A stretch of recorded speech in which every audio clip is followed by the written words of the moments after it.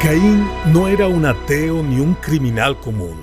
Era un religioso, pero dominado por el orgullo, el odio, la indiferencia, y terminó matando a su hermano Abel. Bienvenido a Sabiduría para el Corazón con el pastor Stephen Davey en la voz y adaptación de Daniel Cuquín.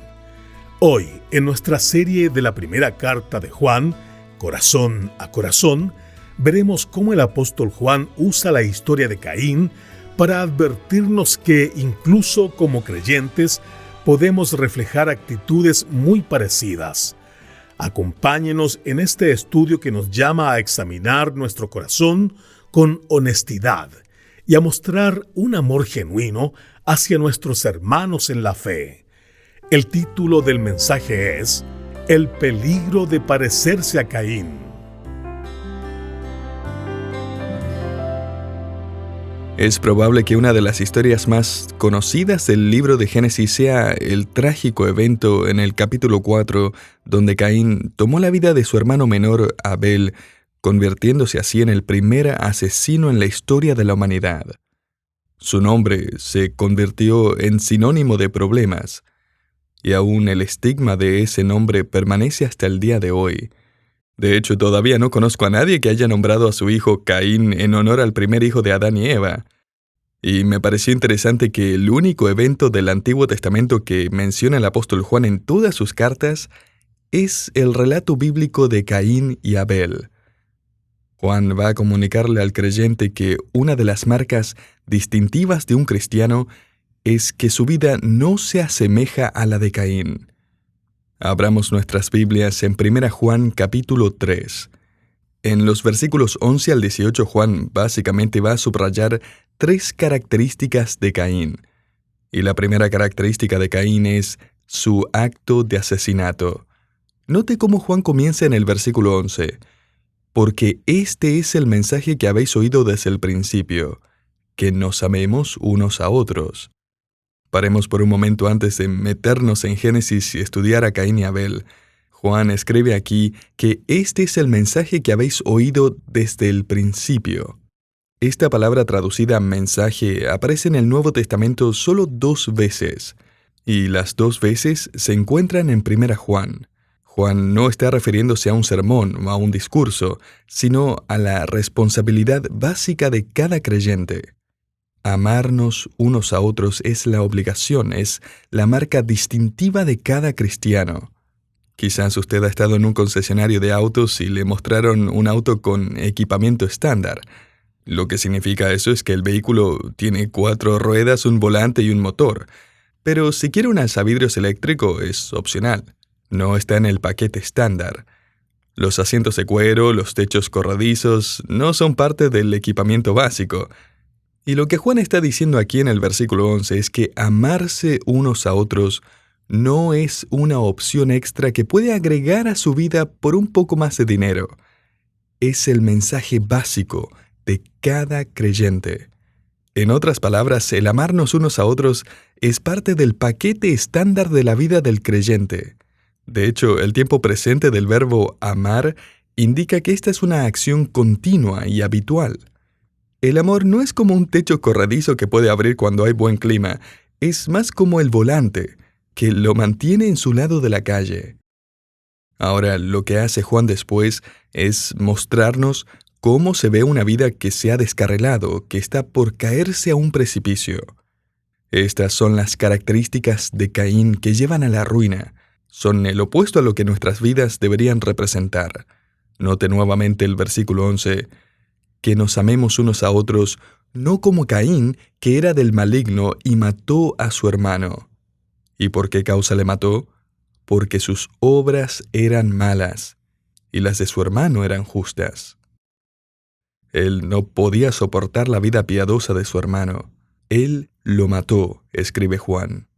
La palabra traducida matar solo aparece aquí y en el libro de Apocalipsis. Es un verbo que se refiere a matar de forma violenta. De hecho, en la traducción griega del Antiguo Testamento, conocida como la Septuaginta, Traducida antes del nacimiento de Jesús, esta palabra se usaba cuando un sacerdote le cortaba la garganta a un animal para ser sacrificado. Puede quizás insinuar que Caín usó el mismo cuchillo que Abel había usado para preparar sus sacrificios a Dios, para cortar la garganta de su hermano. Él lo odiaba lo suficiente como para matarlo. Las características de Caín incluyen su acto exterior de asesinato, pero note lo siguiente, también incluyen la característica interna del odio. Caín odiaba a Abel y ese odio fue alimentado por años, y eventualmente el odio que había guardado en su corazón salió a la luz en este acto de homicidio. En otras palabras, el asesinato está en el corazón antes de que esté en las manos. Note la progresión en el versículo 13. Hermanos míos, no os extrañéis si el mundo os aborrece.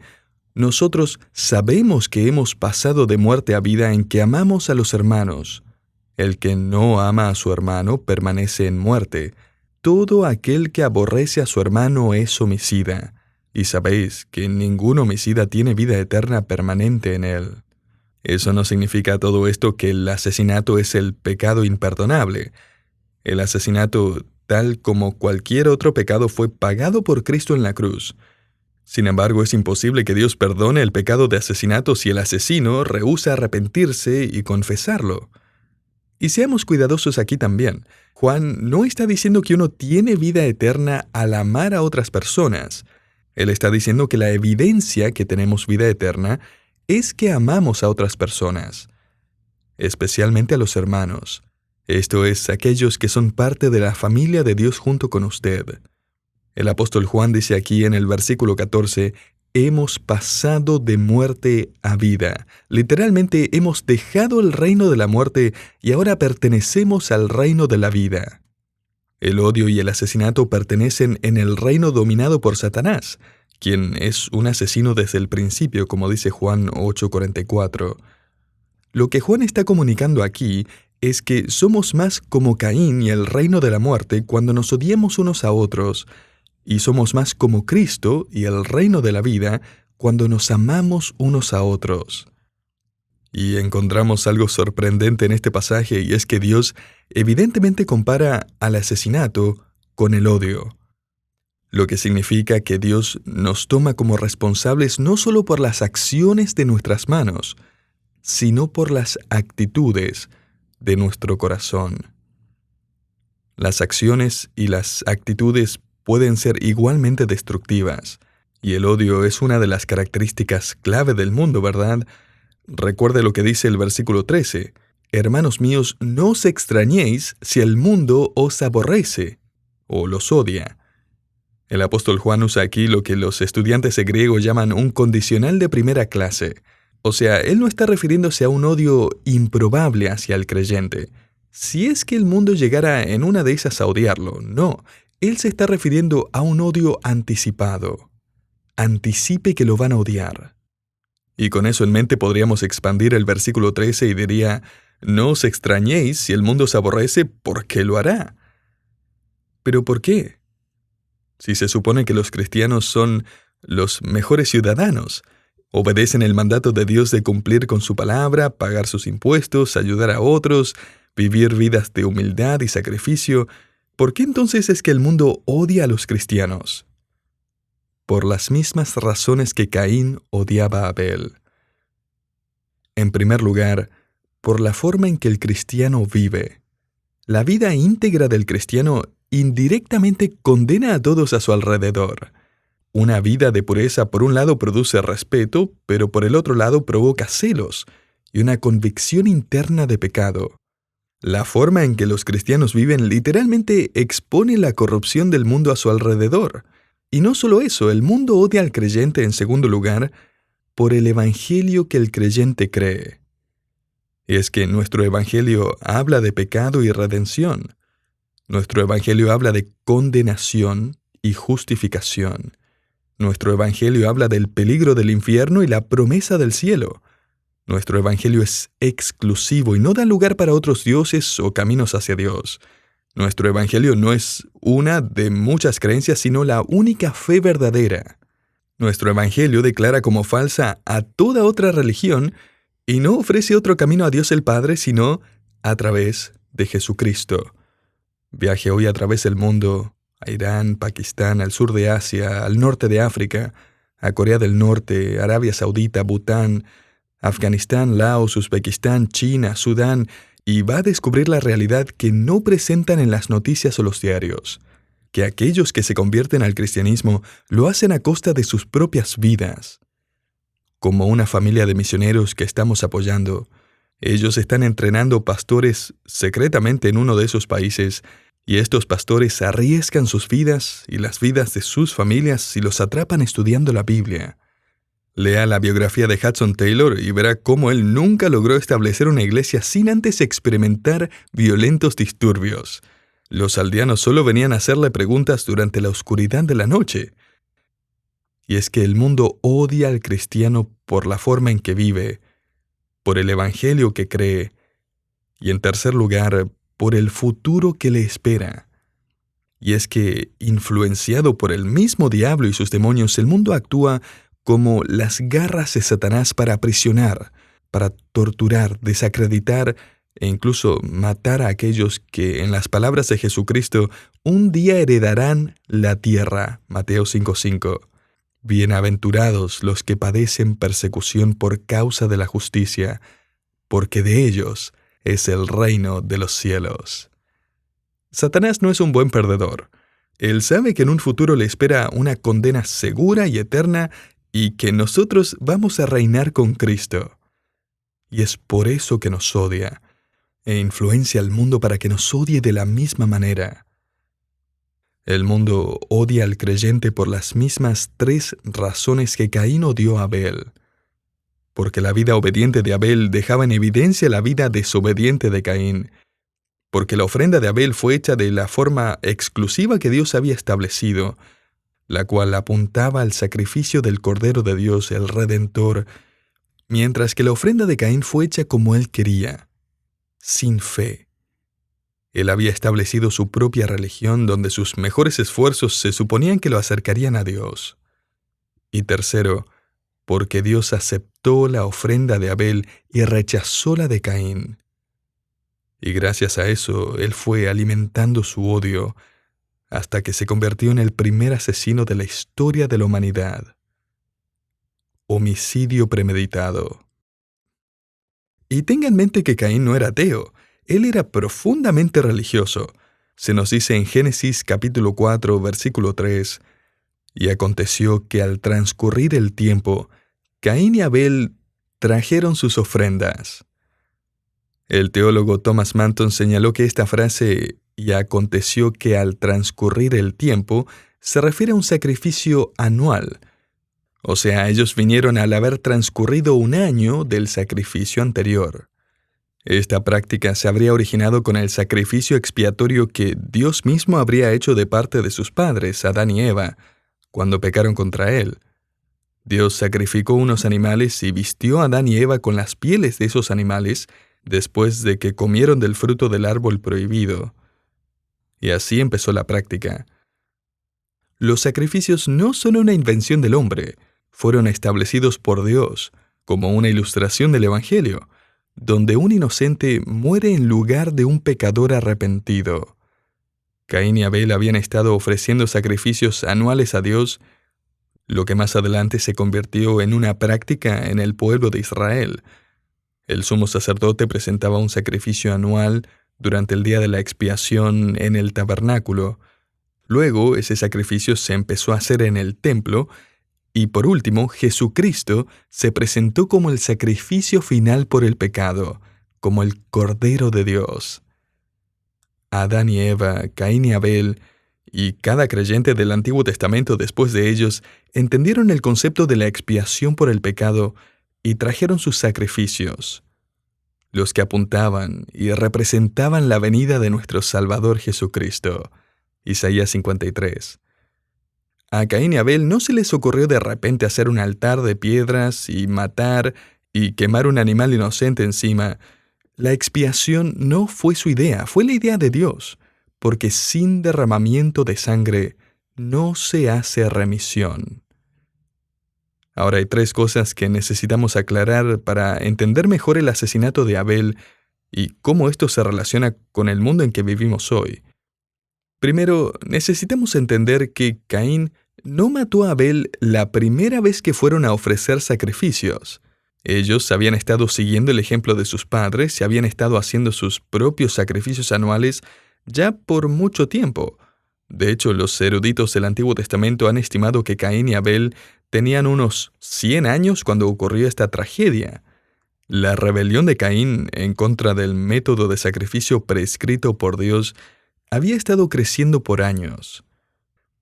En segundo lugar, necesitamos entender que Caín no sufrió ningún tipo de injusticia.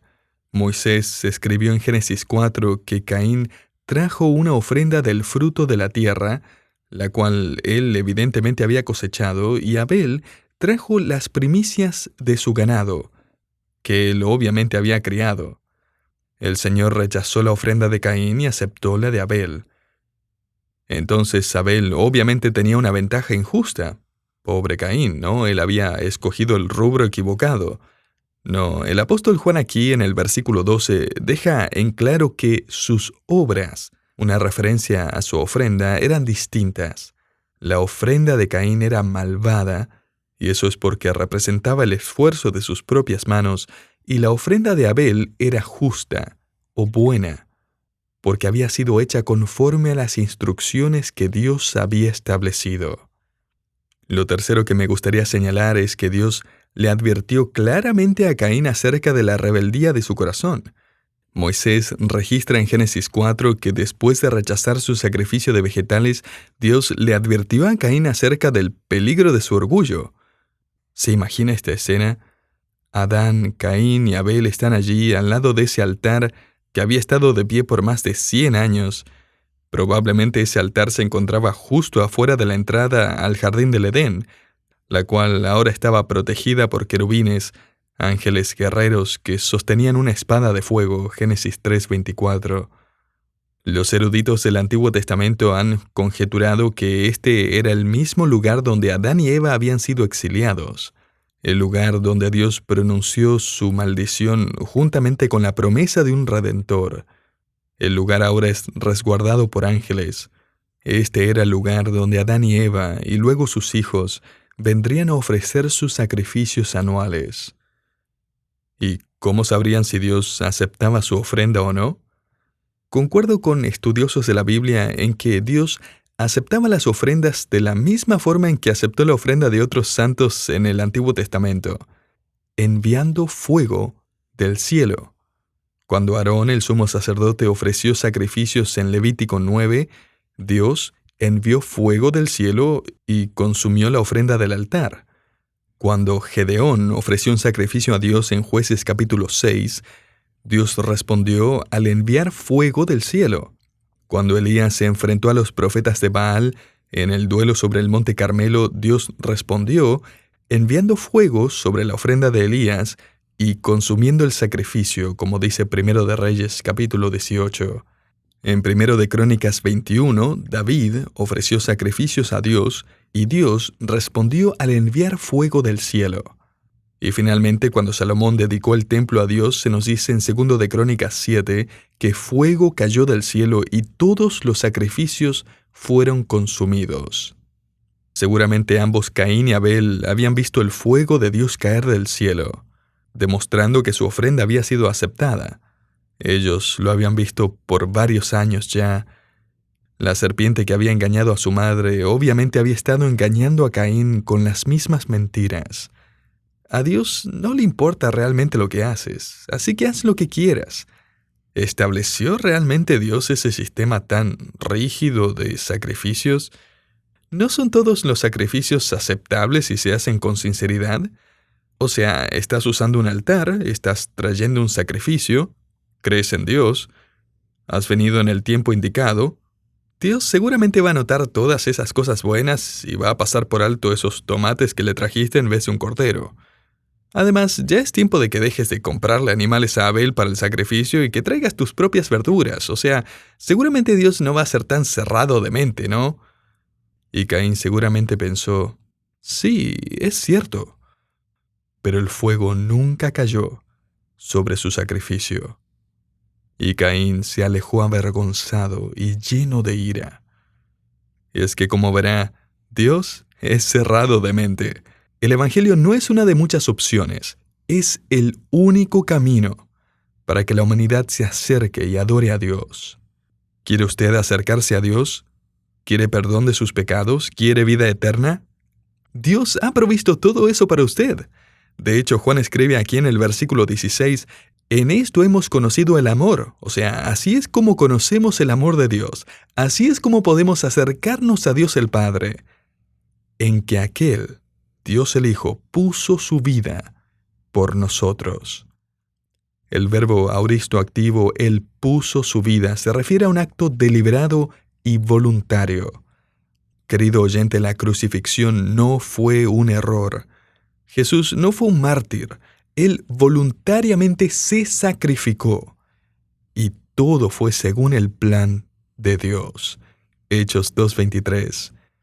Un autor señaló que este texto se parece mucho al de Juan 3:16. Juan 3:16 dice, porque de tal manera amó Dios al mundo, que ha dado a su Hijo unigénito, para que todo aquel que en Él cree no se pierda, mas tenga vida eterna. Y ahora, más adelante en su vida, Juan escribe en 1 Juan 3:16 ese mismo mensaje, que Él, que Cristo, puso su vida por nosotros. La cruz nos habla de un Dios que planeó la forma de alcanzarnos, no porque vio algo bueno en nosotros, sino porque, por su gracia, Él quiso salvarnos. Nosotros somos culpables, merecedores del infierno, amadores del mundo, amadores de nosotros mismos, amadores del pecado. Somos repulsivos ante su santa pureza.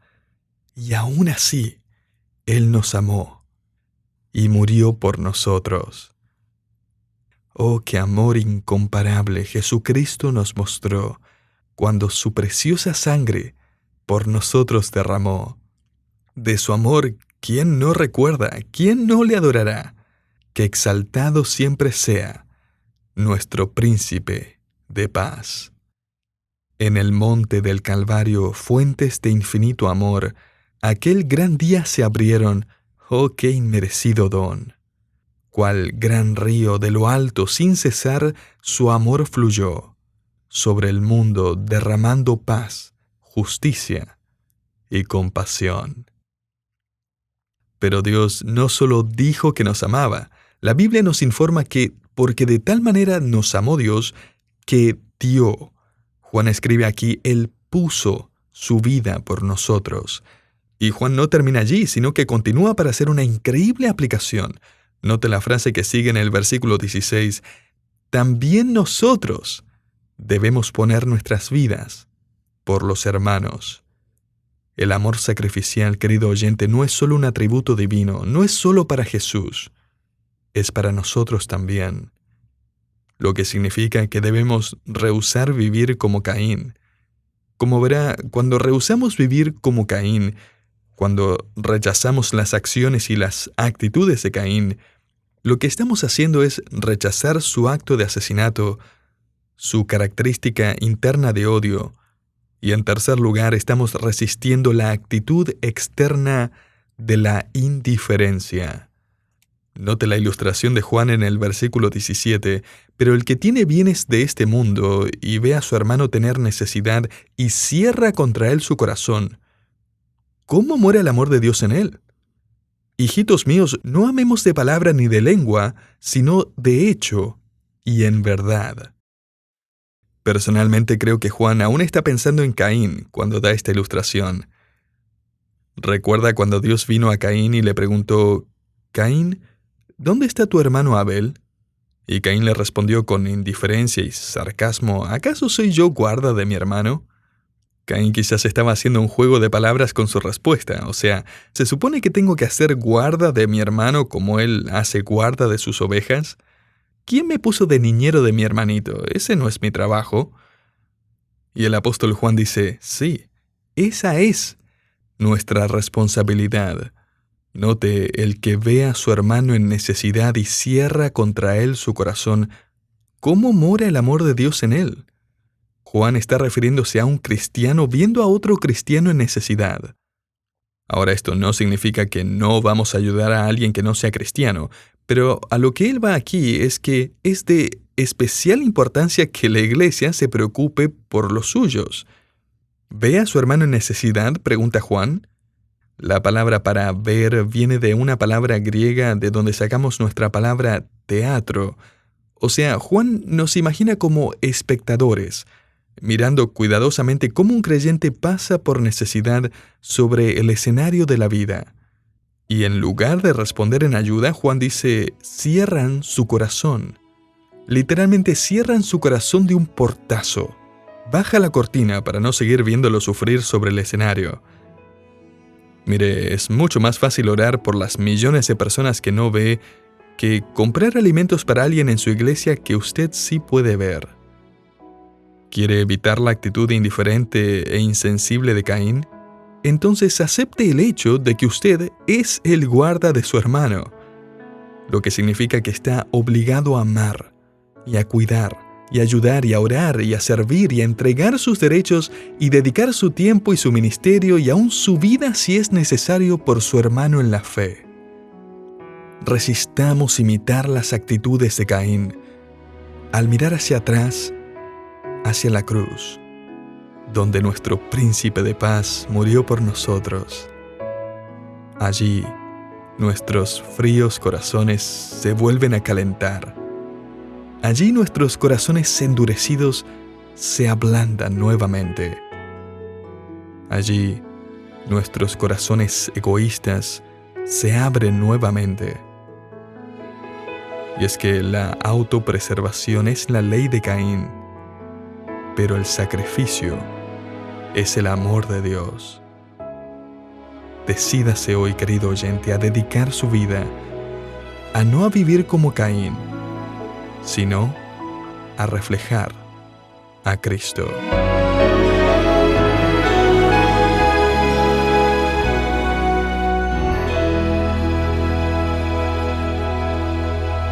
Es fácil pensar que el problema está allá afuera, en el mundo, pero este pasaje nos recuerda que también debemos cuidar lo que hay en nuestro corazón. Gracias por acompañarnos en este programa de Sabiduría para el Corazón, una producción del Ministerio Sabiduría Internacional. Hoy estudiamos el mensaje titulado El peligro de parecerse a Caín, parte de la serie de estudios en Primera de Juan, Corazón a Corazón. Si este estudio fue de bendición para usted, considere compartirlo con alguien más que necesite esta verdad. Recuerde que puede buscar el título del programa directamente en nuestra página web sabiduriainternacional.org usando el buscador principal. Soy Hugo Zúñiga y nos encontramos en el próximo programa con más Sabiduría para el Corazón.